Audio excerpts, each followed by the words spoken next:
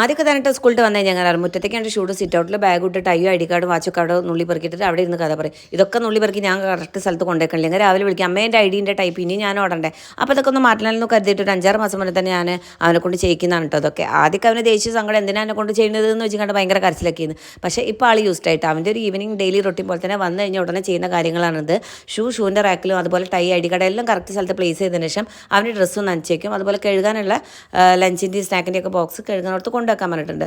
അതും ചെയ്യുന്നുണ്ട്. അപ്പോൾ എന്നും ഇപ്പം ചെയ്യുന്നതിൽ കരുതി ഞാൻ അതൊരു വീഡിയോ എടുക്കാമെന്ന് കരുതിയപ്പോൾ ചെറുത് അടുക്കള ഭാഗത്ത് കൂടെ ഇറങ്ങി ഓടിയിട്ട് വെണ്ണീർ ചക്കുന്ന വെണ്ണീർ വാങ്ങി തലയിൽ കൂടെ അഭിഷേകം ചെയ്ത് ഇനി ഇവനെ ഒന്ന് കുളിപ്പിച്ചെടുക്കണം. അപ്പം ഞാൻ അമ്മ ഈ എന്തിനാ അവനെ കൊണ്ട് ഇങ്ങനെയൊക്കെ ചെയ്യിക്കണം, നമുക്ക് അതിന് ഇഷ്ടമല്ല കേട്ടോ. അപ്പോൾ ദിവസം ഞാൻ അമ്മയും തറവാട്ട് പോയിരുന്നു. അവ സ്കൂളിൽ വരുമ്പോൾ ഞങ്ങൾ അവിടെ ഇല്ല. അപ്പോൾ പാത്രമൊക്കെ കൊണ്ടുവെക്കണേ പറഞ്ഞിട്ടുള്ളൂ. അപ്പോൾ അമ്മ അവിടെ ഇല്ലല്ലോ എന്ന് കരുതിയിട്ട് ഞാൻ അവിടെ ഇല്ലല്ലോ കഴിഞ്ഞിട്ട് അവൻ എന്ത് ചെയ്ത് ഒക്കെ കഴുകി നല്ല നീറ്റാക്കി വെച്ചിട്ട് ഉണ്ട്. ഇതിൽ നല്ലത്ര ഞാൻ എന്തായാലും എൻ്റെ അമ്മയ്ക്ക് കൊടുക്കുക. അതുപോലെ തന്നെ അവൻ ചെയ്യുന്ന വേറെ കാര്യം അവൻ കഴിച്ച പ്ലേറ്റ് അവനെ കൊണ്ട് കഴിക്കാറുണ്ട് കേട്ടോ. അതവൻ നല്ല രീതിയിൽ തന്നെ ചെയ്യാറുണ്ട്. നിങ്ങളുടെ മക്കൾ എങ്ങനെയാണോ ഇതിൽ നിങ്ങളുടെ അഭിപ്രായം എന്താ വെച്ചാൽ ഒന്ന് കമൻറ്റ് ചെയ്യൂട്ടോ.